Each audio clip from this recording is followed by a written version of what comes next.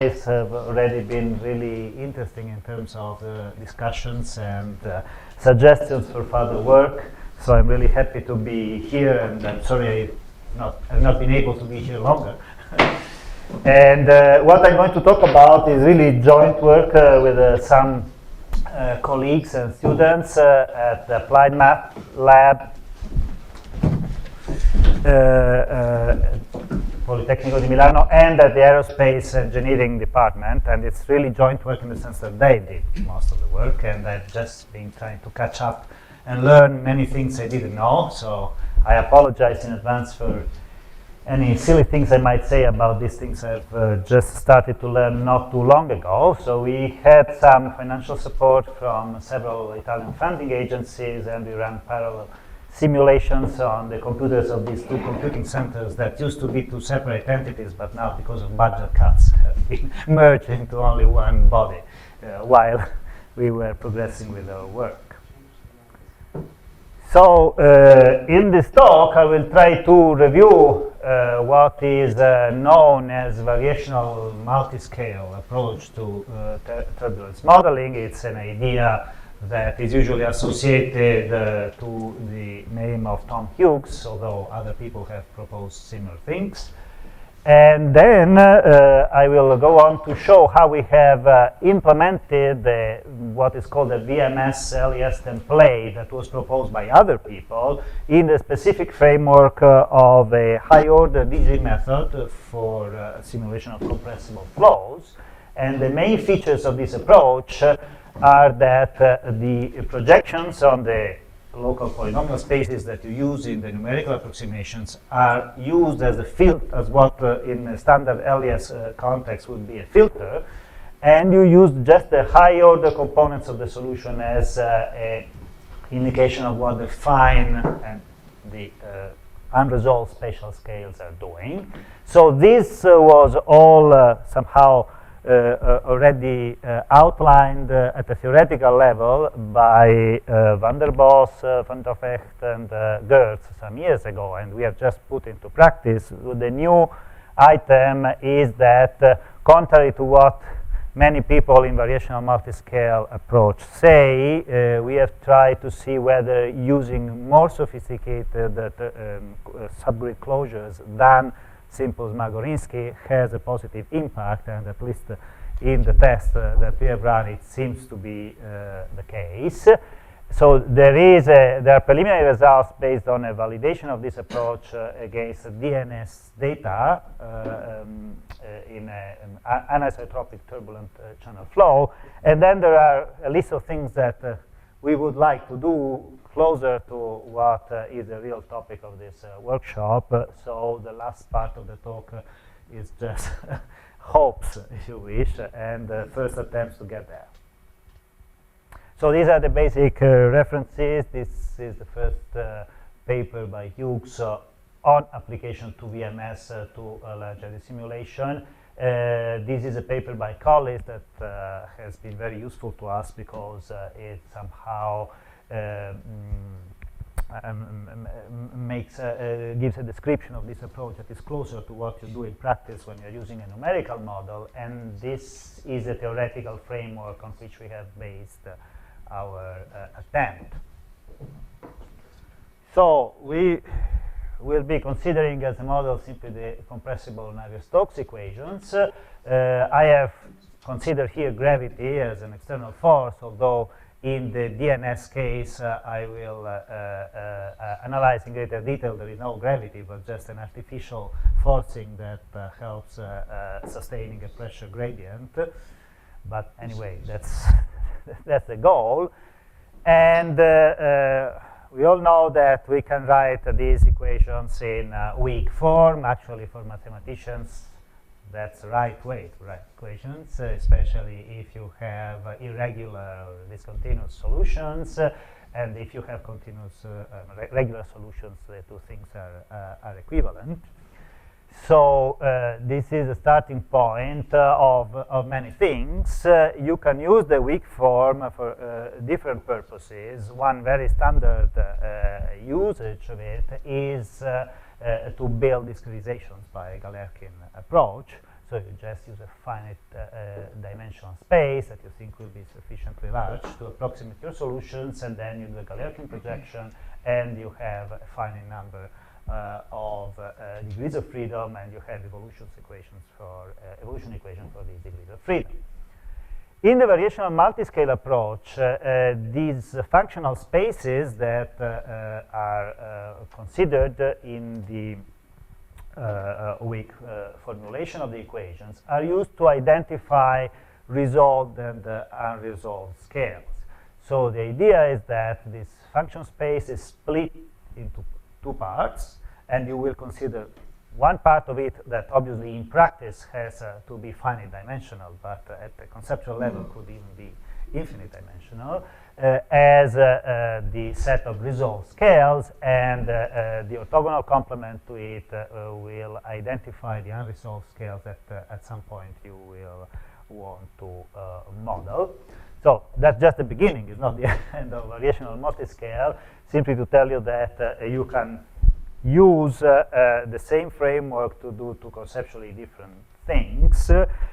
As I was saying, in practice, this coarse scale space is contained or coincident with the finite dimensional space that you use for numerical discretization. So in some sense, the coarse scale identification is built in the numerical approximation. You can see it as either as a bad thing or as a good thing. Obviously, people who propose this approach tend to say it's good, and people who are coming from the traditional LES approach, where you write the equations in strong form, say, oh no, this is bad because I might want to change the method. Definitely, if you change the numerical method, you're also changing the kind of coarse space you are getting, because the filter, what in LES jargon is a filter, is given by the projection on that space to some extent. So, and the proposal by Collins is what we have tried to follow, in which you do something, you try to write things in a way that is closer to what you do in practice. So you actually split your original functional space into an infinite dimensional part, infinite dimensional part that will represent unresolved scales, and then you further split your computational space into coarse and fine scale resolved modes, if you want.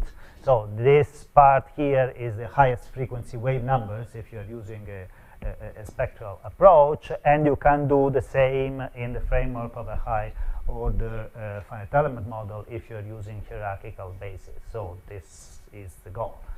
So in some sense, what we're trying to do is trying to see whether we can put all this wealth of degrees of freedom that you have in a high order model to good use beyond just getting a higher numerical accuracy, which is always fine for a mathematician, but you might be interested in having more information to extract from there. So just one comment about the space discretization, so that we then shift to discuss the VMS approach. Is just a standard DG, so you have to... But the definition of the spaces still come. The definition of the spaces has a... Well, this is the definition of the space. Well, there was a small scale and a large scale. That, so for now, wait. So this is the V bar, if you want. Okay, this is the set of all resolved scales. Then we will split that. The other thing with a hyphen on it. There was the hyphen of it is the orthogonal complement of that in L2. And in the discretization world, you must define it in some way, or? The discretization is defined as long as you say who your test functions are, and that's exactly what's written here. But he wants to know what's the orthogonal complement of that space, the one that's your subscale space. Yes, that is what we are omitting somehow. So This is the finite dimensional space that is defining the discretization. The rest, the subscale space, is not concretely defined in a kind of discretization. It's defined implicitly. That it exists. I mean, in a theoretical sense, it does exist. It's the L2, it's the orthogonal complement of this. Yes, yes. But it's not discretized. That was my question. No. Then, as I said, we will split this into two components and try to use the high frequency part of this, higher order part of this, as a proxy for what you have been omitting. Okay. So I go one slide back. Maybe. It's not real subgrid scale anymore. That's No, I think it is in the sense that what you are modeling is this part, is the infinite dimensional part. that is subgrid. That is the subgrid part that is thrown away and modeled. Then, in order to mimic what people are doing in the so-called dynamic model approach, we compare solutions living only on this part and solutions living on the whole finite dimensional space to infer something about the Smagorinsky constant that is not a constant in a dynamic LES approach. Okay. Follow you. Okay, I mean, this will be explained again later.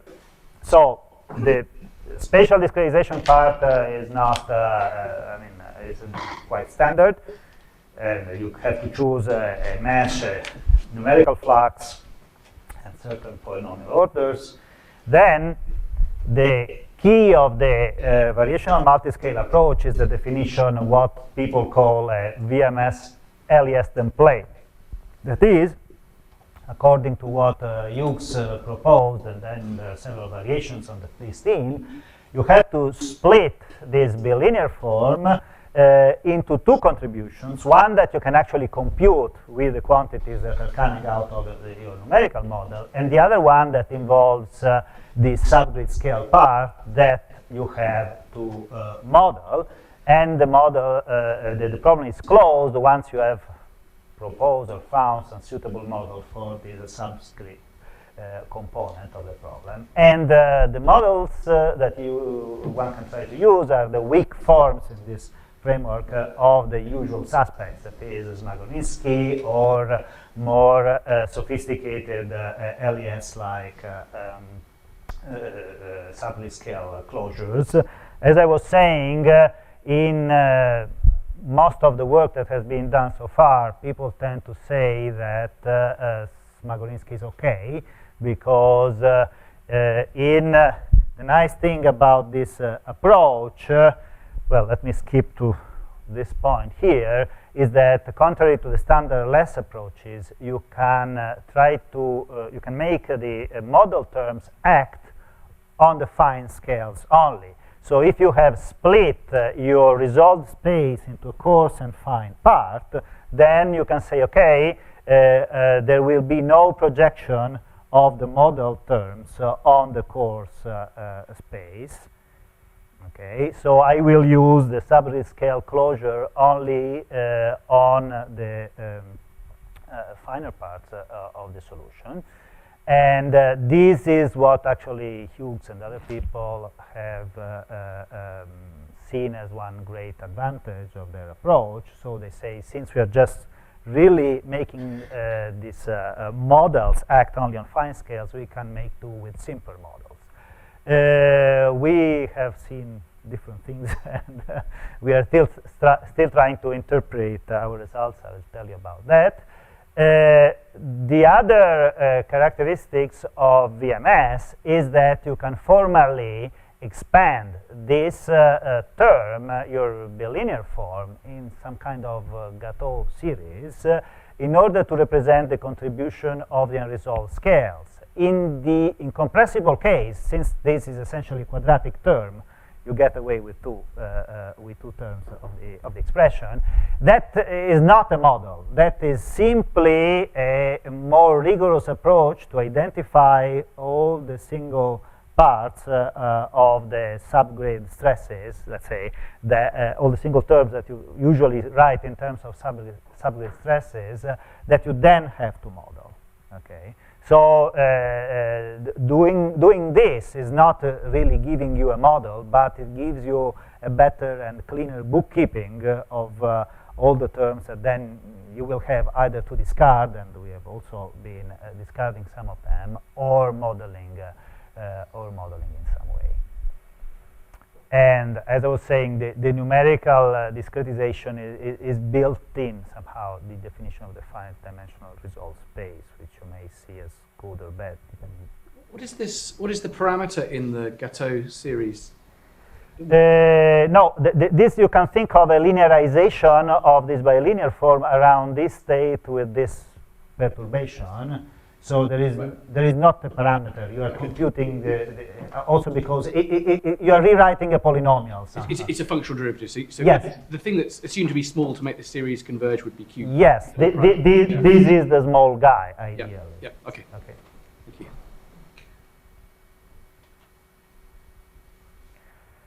So the original proposal was for incompressible flows. The picture for compressible flows is a bit more complicated, but luckily these people have proposed a theoretical blueprint in which they have painfully computed all these terms coming out of this kind of Gateau expansion. What comes out is that, first of all, you have to introduce what in a compressible LES is known as a Favre filtering. So if whatever your filter is, the kind of averaging that you have to consider, well, that is convenient to consider, is this kind of mass averaged filter, because if you don't do that, this expansion will be constituted of an infinite number of terms. And also, if you want to do this expansion in a formal way, as in the incompressible case, without getting infinitely many terms, you have to rewrite the part of the bilinear form that depends on momentum in terms of velocity. So you have to see velocity as the independent variable somehow, and not momentum, which would be the natural thing to do in the compressible case. Otherwise, again, you end up with infinitely many terms. These are just two tricks, if you want, so it's not really necessary to do this, but if you want to mimic what was done in the compressible case and be able to write explicitly all the terms that are coming, that are present in this infinite dimensional form of the subgrid part of the bilinear form, then it's probably the only way to get it in a without making any approximations from the start. Okay. Otherwise, yes. Luca, a question. So, does that cause any issues having the velocity rather than well, this is not done for the discretization. Okay, so the discretization is still in terms of momentum. Simply, when you are writing that BSGS, you formally express momentum in terms of velocity, and you do this functional derivation in terms of the velocity and not in terms of momentum. And if you do that, then you have a number of terms that is larger than in the incompressible case, but finite. I think it's 4. Luca, very basic, but how do you define bar here? This bar, in our case, will be the projection on one of our finite dimensional spaces. So, are you going to show the equation later? Well, yes. If you want, the bar is defined as the projection on this space here, and then we will introduce also the equivalent. P multiplied by whatever yeah. expansion function, and and integrated So average over whole volume. bar of something is projecting that something on this space, and then we will introduce also the equivalent of what LES people call the test filter, which will be projection on a subspace of V bar. So this finite element Galerkin function also works as a filter function. Yeah. Then the question is how you define it, changing everything. Changing what? Sorry. Depending on how you define this Galerkin or filter. Well, that is defined by once you have chosen a basis for this. So the idea is that we will use Legendre polynomials, and so the filter is defined by your hierarchical basis. And that's convenient because it's orthogonal. So you can isolate, let's say, higher frequency components from lower frequency components. Other questions? Okay, so these are the kind of models that we have tried to compare. So obviously you start with the constant viscosity Zmagolinski model. And then we also try to experiment with more sophisticated dynamic models. So the standard dynamic model proposed by Germano, and some anisotropic variants, and one of my co-workers have done some work on that in the framework of more standard finite volume discretization. So we have just taken that idea and tried to implement it into this more sophisticated numerical framework. So one important point that we still have to understand fully is that, so in this implementation, these model terms are acting on all the scales. So m q bar of phi hat bar is not 0. We are not imposing that constraint, okay? So everything that you will see is more LES in a higher dimensional model than real VMS. So Tom Hughes would say this is not VMS. Okay. On the other hand, that's not because we didn't try. We tried to enforce that kind of projection and to have the model terms acting on finer scales only, but we got bad results. So we still don't understand whether that's due to some bug in our code or something wrong that we did in trying to achieve that result, or whether there is a conceptual issue on that, because what you are doing when you're applying these models is at a purely formal level similar to what you're doing when you're using a filter in a high order finite element method, and it is known that if you have a very sharp filter, which you just throw away or if you only add your filter on the highest degrees of freedom and then nothing on the lower frequency modes, then this might create problems. And here people who might tell me something about that. So we still do not know whether the problems that we see trying to enforce that constraint are actually intrinsic to the fact that we are using a higher order finite element method, or whether we just did something wrong. Because obviously our original goal was to do the real VMS thing, so have this modeling act only on the finite scales. But so far we haven't been able to make that work properly. So the Zmagolinski model is probably well known, and so this is just its weak formulation. I'm only writing here explicitly the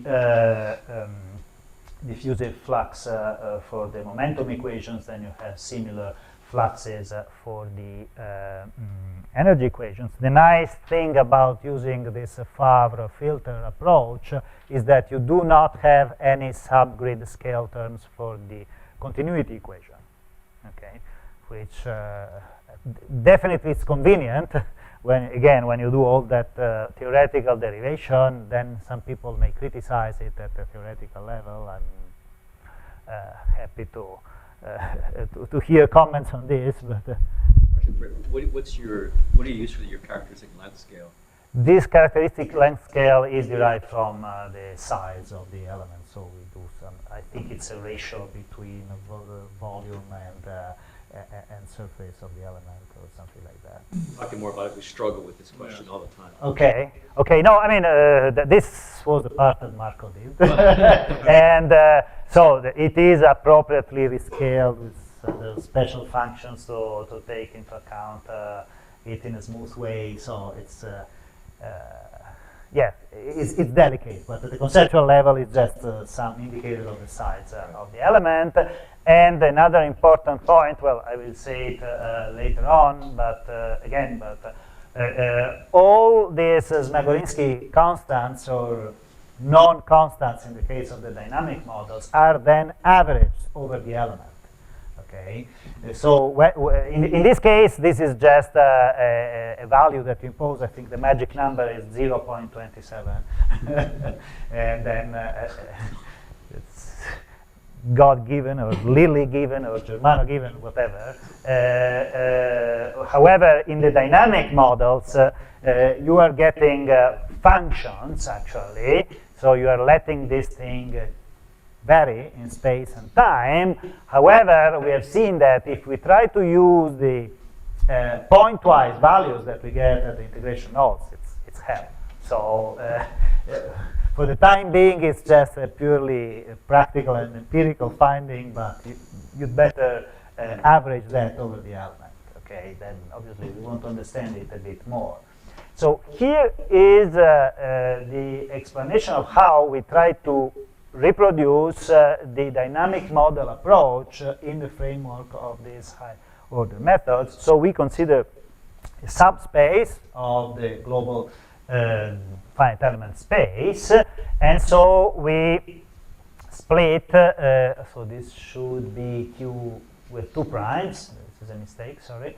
So this is the infinite dimensional part that represents the subgrid scales that is going to be modeled, and we are going to use the difference between these two to infer something about this variable Smagorinsky coefficient. And the way in which it's done is the following. So in the standard Smagorinsky subgrid closure, you would be doing something like this. Okay? So if you just do Smagorinsky, you are replacing this bilinear form with all the terms with the sum of these two guys. Well, if you assume scale invariance, and this is obviously a crucial assumption, so this may not be true if you start to have some specific forcing like gravity, for example. So whether this is true at the scales that are feasible for models that have to be applied on environmental flows, I don't know yet. However, this is what is done in dynamic modeling. If you assume scale invariance, then if you do the same using Q bars and Q hat bars, so this is what in LES jargon is called the test filtered solution, then you should have a similar relationship with the similar CS. And then from this equation, you can estimate time and space dependent CS by some variation of this formula. So this is the idea behind the dynamic model, and we have just translated it into this weak formulation framework.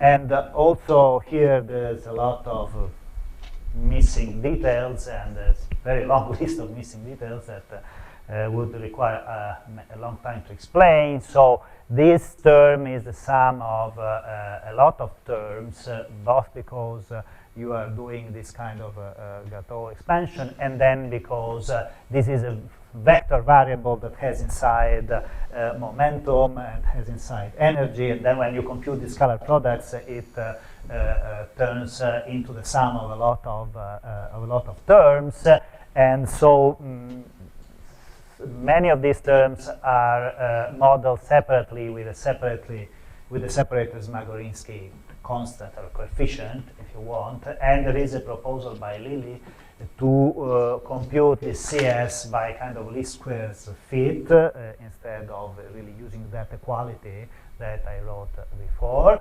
And also, the denominator in that equality can go to 0.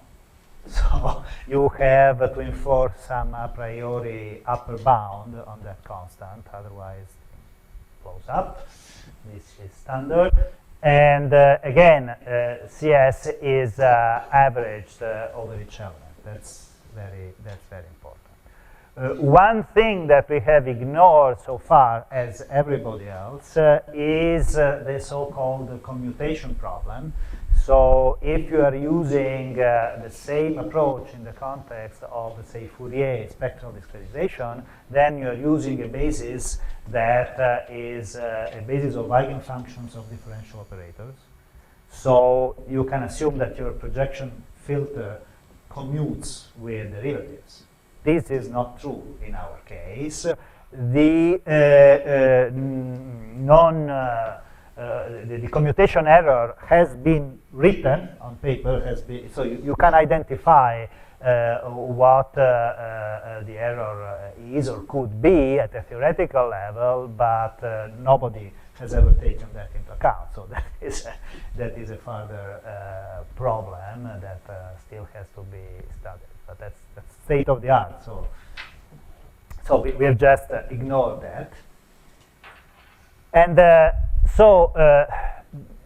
see, if you simply follow the dynamic model approach, what you get is that you have a turbulent stress that is just proportional to the viscous stress that you would have in absence of turbulence. So people found some way to introduce more coefficients there to take into account the anisotropy of the flow. This is just a trick to have more free parameters and distort the your diffusive stress tensor here in different directions. So you just plug in this complicated Fourier index tensor written with respect to a specific basis, and you use the same dynamic procedure with each component of this C alpha beta. So it's simply a way to give to this diffusion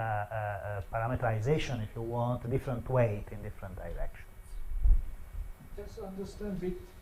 So if we read this other et al. Paper, the closed formula is given for this complicated. Yes. You will find the precise description of this, and this is not the only one. But since this lady was one of the authors of this paper, and she obviously wanted to use her own anisotropic model. Yeah, that part is fine. So you define, obviously you have several constraints that you have to respect if you want this to be invariant with respect to all the things that it has to be invariant for. And as I see it, is simply a way to allow yourself more freedom in weighting this subgrid diffusion in different directions. So Ask you more. sorry? Ask you more later. Okay. So we put all this together, and the customary thing to do for these things is try to validate them against DNS. Then obviously people may disagree that is the correct thing to do, but so we have used a DNS benchmark that was proposed by Wei and other people recently that was computed with a DG method as well. And actually we are planning to run our own DNS, because basically there is no difference between the numerical technique that we have employed and the numerical technique that they have employed. So just by using a little more computer power and taking the pain of archiving the results carefully, we should be able to run our own DNS, so we can do then more complete statistics. So you have a channel flow between two parallel plates that are kept, the plates are kept at constant temperature, and you have periodic boundary conditions in this direction, whereas in the direction of the flow, there is an artificial forcing acting in order to keep the mass flow rate constant through the channel. That's a standard trick apparently in these DNS experiments. So similar things have been done first in the incompressible framework and then extended to the compressible framework. There are also similar experiments in which the two plates are heated at different temperatures, and that's obviously even more interesting. That will maybe the next step. So this is the Reynolds number. This is the so-called friction Reynolds number. Mach number is not so small. We are planning to run again at Mach number values that are closer to what you get in typical environmental applications. And this is the dimension of the mesh that we are using. So you are getting a symmetry here, and we are solving the whole channel, not just half of it, and imposing symmetric boundary condition. And then, in order, since this is a fully turbulent flow, you have to average results over time and over planes that are parallel to the boundary plates, because you rely on some ergodicity assumption, and you want to see whether that what you get is similar to what theory or DNS predict. So I will start with the bad news. So if you look at the mean velocity in the flow direction, it seems that all the models are performing equally well or equally bad, and in particular the anisotropic model. So this is the mean velocity value, and in the scale, the dimensionless units, and this is the distance from one of the walls. So here you are more or less at the middle of the channel, and this is a logarithmic scale in so-called wall units. So you have appropriately rescaled y coordinate, and you see that they are more or less all performing in the same way, but the anisotropic model seems to be giving little too large values in the middle of the channel. And the same thing happens for the root mean square deviations of velocity in the axial direction. What does no model mean? No model means that basically we have done DNS without the sufficient resolution to do DNS. Okay, so you only have the kinematic viscosity, basically. So that's Luca, what is the level of criticality of this regime? what is The the Reynolds number 2000 something. 2800? Yes. And what is the critical Reynolds number? I don't know. I'm not able to tell you. This is a relatively standard configuration, partly for numerical reasons, because it is where you can get to with the DNS, I assume. I guess my question is how turbulent this regime is. I think it's sufficiently turbulent if you are happy with it. Except for you, we see kind of boundary layer close Yes. to. Yes.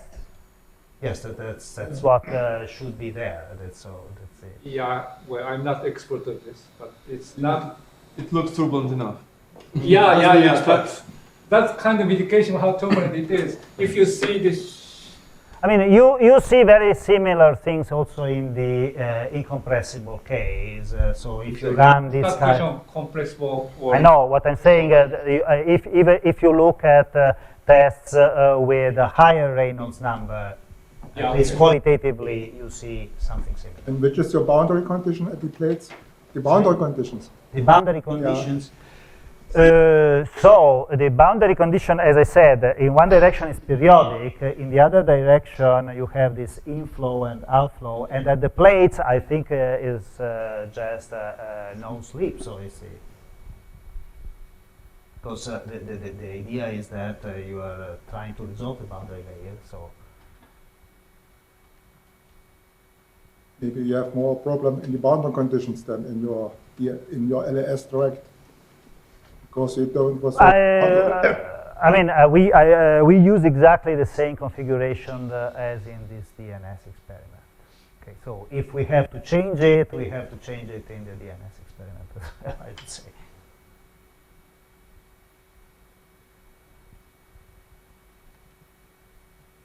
So, but definitely one could try to see what is the sensitivity to different boundary conditions. We didn't do that. So these were the bad news. Luckily for us, there's some good news if you look in the other directions. So if in the transversal direction, the mean value, theoretical mean value of the velocity is 0, so you just look at the fluctuations. And here, it seems that you see some positive impact of using an anisotropic model, because Zmagorinski seems to be too diffusive. The no model and dynamical models are essentially identical, whereas at least close to the wall, the anisotropic, that is where the flow is more anisotropic. The anisotropic model is giving you some benefit and is tracking the DNS curve more closely. And then in the middle of the channel, it's doing more or less the same as all the others are doing. So I'm not saying it solves all the problems, but at least we have some evidence that it can capture something that the other models don't. And the same thing if you look at root mean square deviations in the other direction. And obviously, with these two components of velocity, you compute the vorticity in the axial direction, and you see a very similar behavior as well. So we are still busy double checking all this. We are going to rerun the experiment. It takes a long time because you have to take time average over appropriately long time windows to avoid looking at things that are too correlated with themselves. And so running this kind of tests is a rather time-consuming business. However, it looks like that using anisotropic and dynamic models, and especially anisotropic dynamic models, can improve the amount of information that you can extract from your subtlety scales, although it's clear that in some cases the model is just as good as much simpler Zmagorinski model. So one thing we would like to do is double check everything because we have not usually in this type of tests the results are somehow renormalized a posteriori to enforce constant momentum flux, and we haven't done that. So in order to compare with the DNS in a really precise way, that's what we should do. So we have to post-process again our results and to see whether it makes some difference. And the other more conceptual point is whether it is possible to build a full VMS model, LES model in this formulation that is applying model terms only to small scale, so enforcing this projection that makes the subgrid scale model act only on the V bar prime part of your computational space. As I said, we already tried to do it, but it didn't work, and we are busy trying to understand why, whether it's just an error we made, or whether it is a conceptual problem because it's the equivalent of a sharp filter that then gives you numerical problems. So obviously, you can also try to say, okay, I will smoothly damp the effect of the diffusion of the large scale by adding some spectral coefficient that goes to 0 as your wave number decreases, but that would be a little ad hoc. So we still have to understand exactly what's going on, and we want to identify other test cases and feasible resolutions to see whether we have similar results in different configurations. So definitely Another thing that it should be easy to do is to do this channel with plates at different temperatures, for which people did DNS and LES some years ago. So this is all without gravity, so you might say, is this really relevant for atmospheric problems? Obviously, we have thought about that. So an interesting idea, we think, is whether it is possible to use this kind of approaches as a substitute to more ad hoc turbulence parameterizations that are employed currently in atmospheric and oceanic models, in which you have a lot of assumptions that you know very well that are not satisfied in complex geometries. And you have a lot of parameters that need to be tuned. Not that this approach is free from assumption or parameters, but definitely it has a much smaller number of them. So that looks attractive. Now the problem is identifying some test case and some feasible resolution again to make a comparison. My feeling is that it would probably be even more interesting in the framework of an ocean model. We were actually discussing this with Todd a couple of days ago, but we happen to have a compressible model, so we have to think of some atmospheric test case. So the first thing that came to our mind was this boulder storm test that was used as an intercomparison exercise proposed by Jim Doyle some years ago.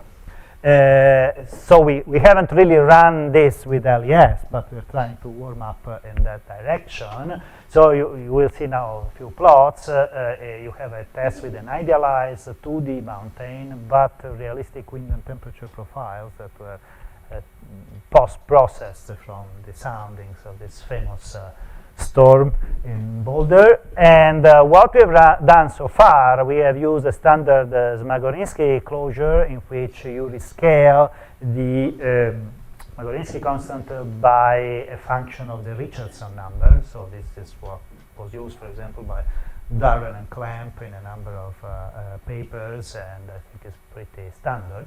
And I will show you some results that have no pretense of being accurate. It's just an example of what we should be able to do with the more advanced approach, computed at this resolution with the polynomials of degree 3. Again, it's essential to have turbulent diffusion averaged over the elements. And what I will show is interesting from a more purely numerical point of view, because we have computed the plots I will be showing by time integration using exponential methods, which are a nice way to get rid of stability constraints and at the same time increasing the accuracy of your solver, although paying some price that is the focus of current research of a different kind. So this is the configuration. What you get, you start with just a uniform flow, and the regime is such that you will get a breaking wave just on top and on the lee of the mountain. And these are contours of potential temperature. This is the wind profile, the inflow, and these shaded areas are the areas where the Richardson number is above the critical value. So where you really have breaking wave, and where all this subgrid scale model is activated, because you have a coefficient that is dependent on the Richardson number that is larger than a minimum positive value only if you are in an unstable region. Essentially, that's state of the art. So this is purely qualitative. We try to do some quantitative comparison. It is not yet really coming out as it should be. So this is after 3 hours. It should compare with the plots in the paper by Jim Doyle. It still doesn't. We are working on it. So I'll just show you color pictures. to show you that if you let it run for a slightly longer, you actually do get very, very sharp interfaces in the flow, and you can at least qualitatively see these turbulent structures.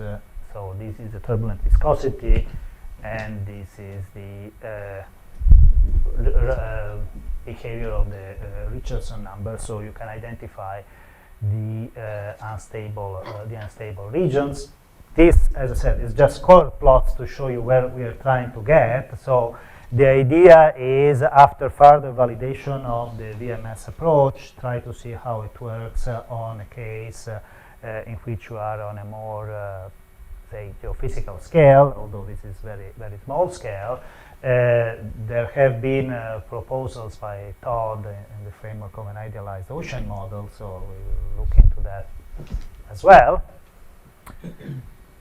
So, in order to wrap up, what I showed you is just an implementation of a VMS LES approach that had already been proposed by Van der Bos and Gertz in the framework of a high-order DG model for compressible flow.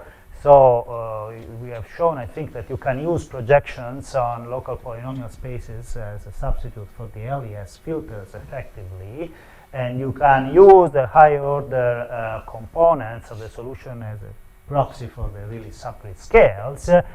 The new thing that is coming out of this exercise seems to be that in some situations at least, more sophisticated subgrid scale closures can help, and this is a finding that goes in contrast with what has been said so far by people using this type of approaches.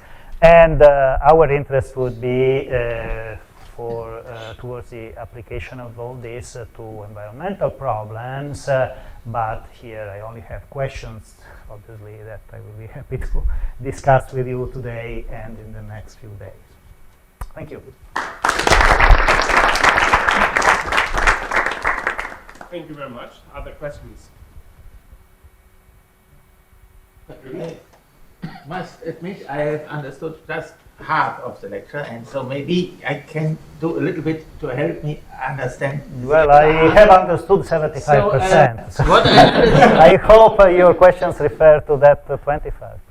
so I have understood that if you had infinite computer resources, you would do a very fine resolution mesh, project it to your discretization, and use that as turbulence parametrization. And now comes the point,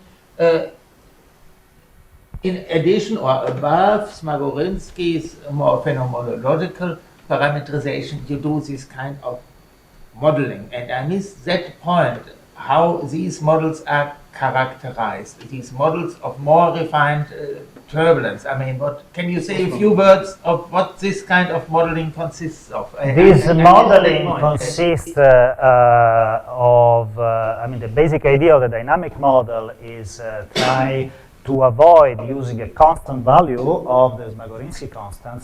You still have a diffusive closure, but you are using a variable Smagorinsky constant that can be negative, so you can have backscatter.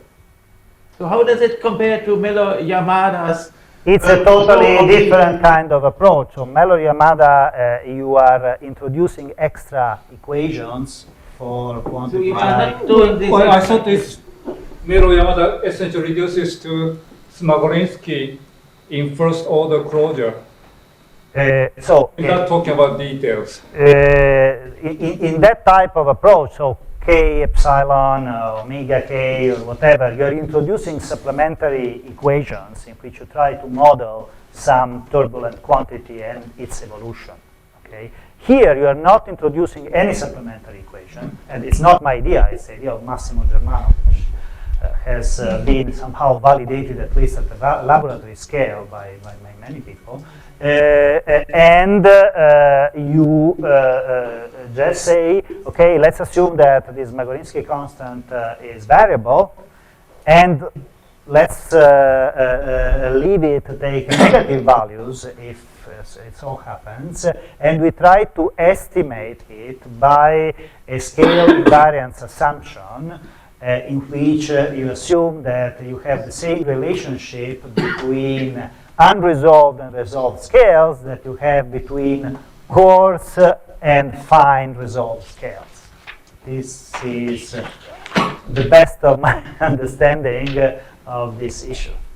Then there is a huge literature on this. We didn't invent it. We just tried to see if it could be put in the framework of a higher order finite element method. Well, I guess key question here is atmospheric community as a whole try to go to higher order rather than staying with Smagorinsky framework as you're trying to do, and find that space-time dependent coefficient. Actually, if you go to higher order, You mean a higher order moments of higher order turbulence? moment Okay. in Mero Yamada sense, then this eddy diffusion coefficient automatically depends on higher order variables.